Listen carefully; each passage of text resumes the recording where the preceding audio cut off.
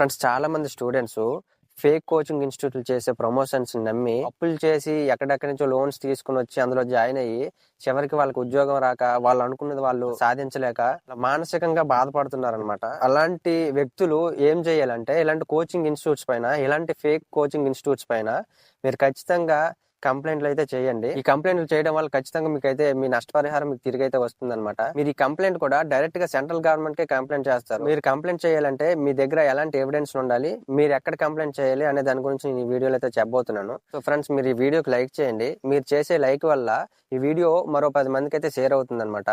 నేను ఈ వీడియో చేసిన దానికి ఒక అర్థమైతే ఉంటుంది. ఈ వీడియో ఎవరికైనా ఉపయోగపడితే మీరు ఈ వీడియోని లైక్ చేయడం వల్ల అది అయితే సాధ్యమవుతుంది అనమాట. ఖచ్చితంగా ఇలాంటి కోచింగ్ ఇన్స్టిట్యూట్ పైన మనం యాక్షన్ తీసుకోవాలనుకుంటే ఎలాంటి అవేర్నెస్ కలిగే వీడియోస్ అందరికీ తెలియాలన్నమాట. సో కాబట్టి ఈ వీడియోని మీరు లైక్ చేసి మీ ఫ్రెండ్స్ అండ్ ఫ్యామిలీ మెంబర్స్ కి అయితే షేర్ చేయండి. నా లాస్ట్ వీడియోలో నేను చెప్పడం జరిగింది, ఇలాంటి ఫేక్ కోచింగ్ ఇన్స్టిట్యూట్ వల్ల ఒక అబ్బాయి మానసికంగా ఎంత ఒత్తిడికి గురయ్యాడో, తన జీవితాన్ని ఎలా నాశనం చేసుకున్నాడో ఆ వీడియో చూస్తే మీకు అర్థమవుతుంది. ఇంకెవరికి జరగకూడదు అంటే మనం అలాంటి కోచింగ్ ఇన్స్టిట్యూట్స్ పైన యాక్షన్ తీసుకోవాలి. నష్టపోయిన ప్రతి ఒక్కరూ కంప్లైంట్ చేయాలన్నమాట. అదే నా ఈ ప్రయత్నం. దయచేసి ఈ వీడియోకి లైక్ చేసి ఈ వీడియోని మరింత మందికి షేర్ చేయండి.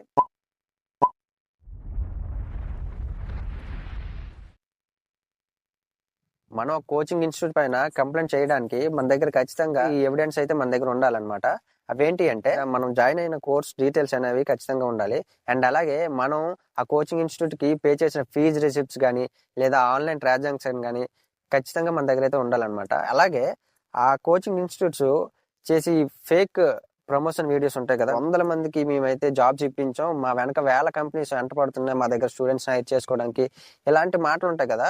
ఇలాంటి ప్రమోషన్ వీడియోస్ లో ఎలాంటి ఆధారాలు లేకుండా, ఎలాంటి వాంగ్మూలాలు లేకుండా, అంటే ఇప్పుడు ఆ కోచింగ్ ఇన్స్టిట్యూట్ లో ఒక స్టూడెంట్ జాయిన్ అయ్యి ఆ స్టూడెంట్ వ్రాతపూర్వకంగా వాళ్ళకైతే నేను ఈ కోచింగ్ ఇన్స్టిట్యూట్ లో జాయిన్ అవ్వడం వల్ల నాకు ఈ ఇన్స్టిట్యూట్ తరపు నుంచే నాకు ఈ జాబ్ వచ్చింది, లేదా నాకు ఈ ఇన్స్టిట్యూట్ తరపు నుంచే నేను సర్టిఫై పొందాను అని వాళ్ళు రాతపూర్వకంగా పేపర్ పైన రాసి ఇవ్వాలన్నమాట కోచింగ్ ఇన్స్టిట్యూట్స్ కి.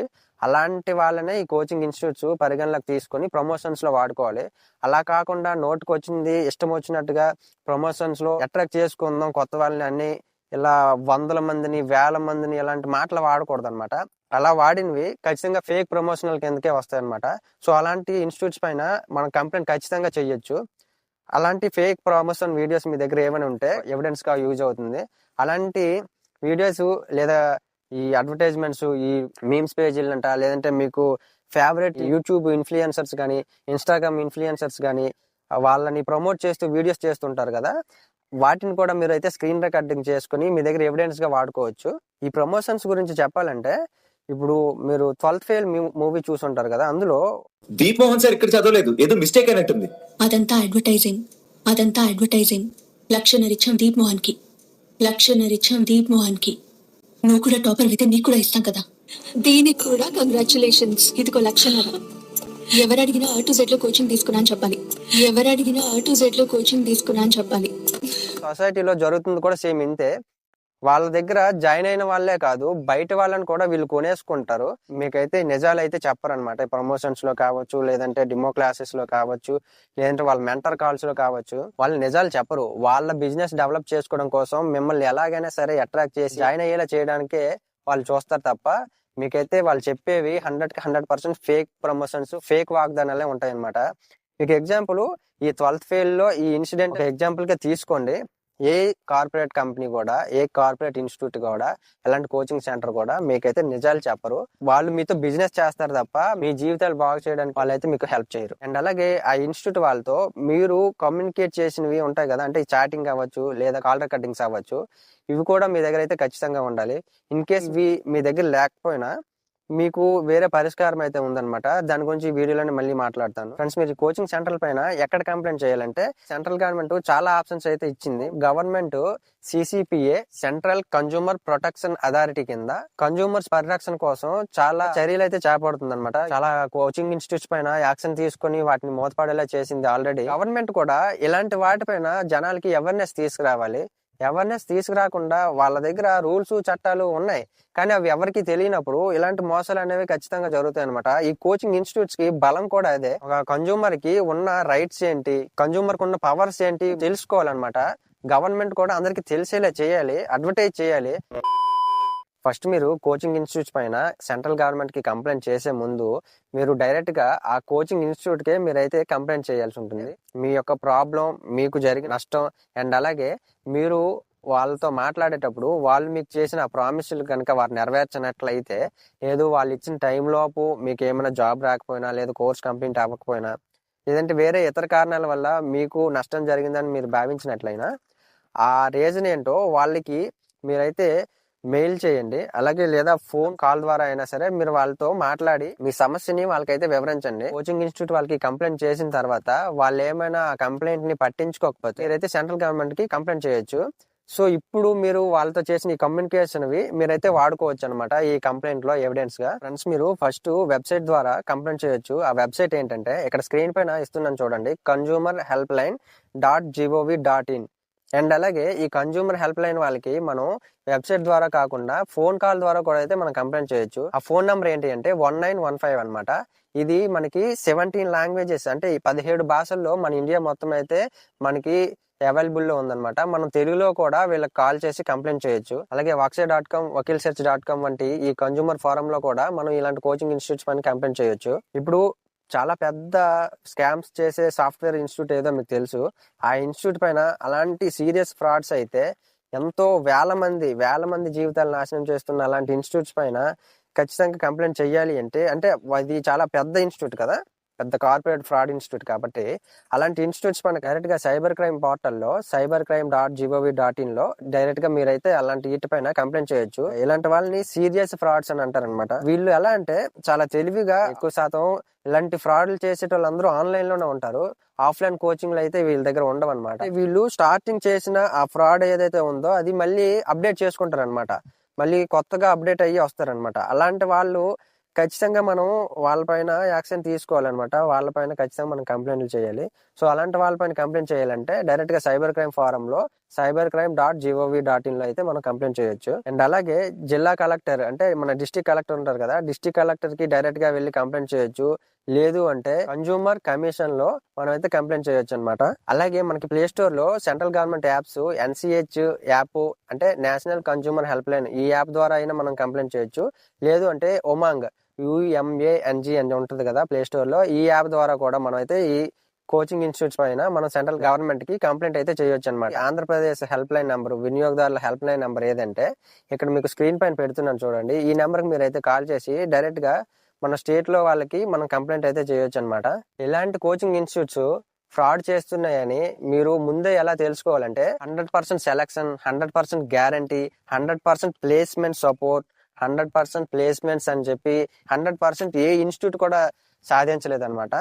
సో ఇది మీరు గుర్తుపెట్టుకోవాలి. అలాగే ఒక స్టూడెంట్ వాళ్ళ దగ్గర జాయిన్ అయ్యి ఆ స్టూడెంట్ కి జాబ్ వచ్చింది అంటే ఆ స్టూడెంట్ ఆ ఇన్స్టిట్యూట్ కి వ్రాతపూర్వకంగా ఒక వాంగ్మూల పత్రం అంటే తను ఒక ఒప్పంద పత్రం అనమాట. అంటే ఆ ఇన్స్టిట్యూట్ లో జాయిన్ అవ్వడం వల్లే తనకు ఆ జాబ్ వచ్చింది అని తను ఒప్పుకున్నట్టుగా ఒక పేపర్ పైన తను వ్రాతపూర్వకంగా రాసేసి ఆ అబ్బాయి గాని అమ్మాయి గాని ఆ ఇన్స్టిట్యూట్ కి అయితే సబ్మిట్ చేయాల్సి ఉంటుంది. ఆ ఇన్స్టిట్యూట్ వాళ్ళు ఖచ్చితంగా తీసుకుని వాళ్ళ దగ్గర అయితే ఉంచుకోవాలి.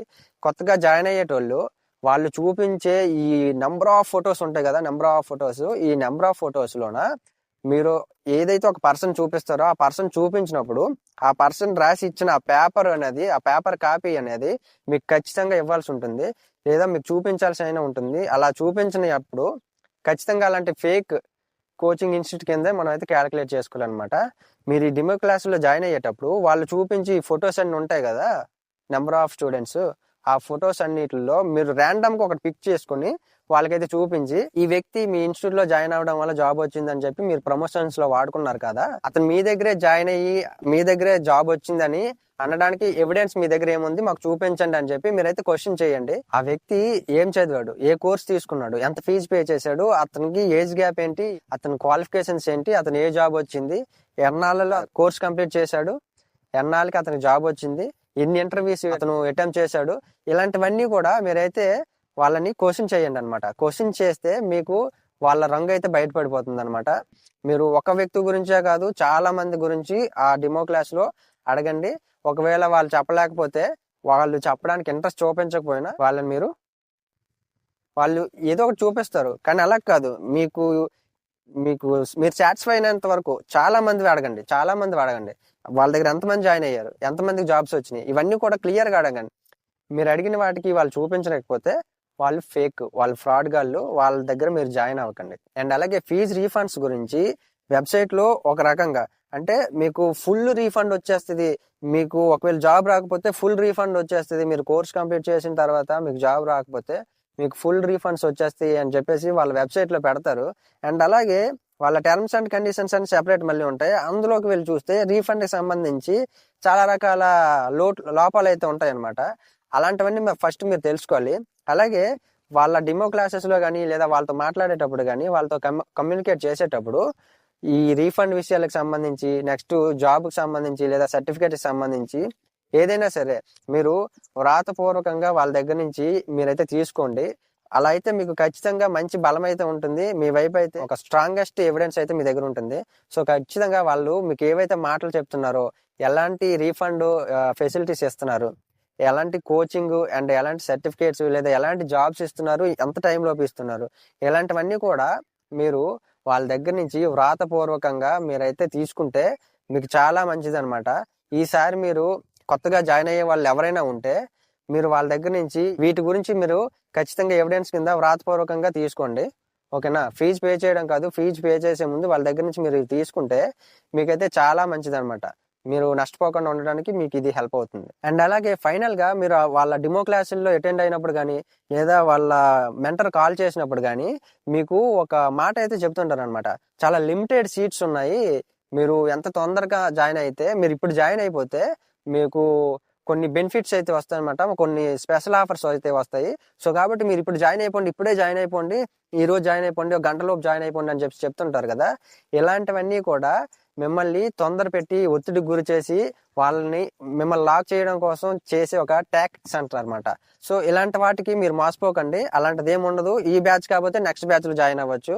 మీరు పూర్తిగా సెర్చింగ్ చేసి వాళ్ళ గురించి అన్ని తెలుసుకున్న తర్వాతనే మీరైతే జాయిన్ అవ్వండి. వాళ్ళు తొందర పెడుతున్నారంటే ఖచ్చితంగా వాళ్ళు ఫ్రాడ్ కింద మీరైతే క్యాల్కులేట్ చేసుకోండి.